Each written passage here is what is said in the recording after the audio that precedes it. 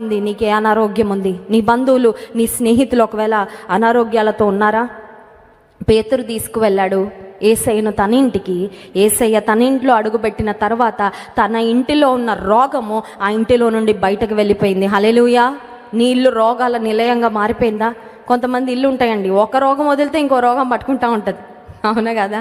ఒక వ్యాధి వదిలితే ఇంకొక వ్యాధి, ఒక బలహీనత విడిచిపెట్టింది, అమ్మయ్య ఇక మందులు, ఈ వారం మందుల బిల్లు లేదనుకుంటే నెక్స్ట్ వీక్ మళ్ళీ మందుల బిల్లు స్టార్ట్ అయిపోతుంది. మెడిసిన్స్, మందుల చుట్టూ, మందుల షాపుల చుట్టూ, హాస్పిటళ్ళ చుట్టూ తిరగాల్సిన పరిస్థితి. ఒకవేళ వ్యాధి, ఒక వ్యాధి తర్వాత ఇంకొక వ్యాధి అన్నట్లు నీ ఇంటిని మరి పట్టుకొని విడిచిపెట్టట్లేదా?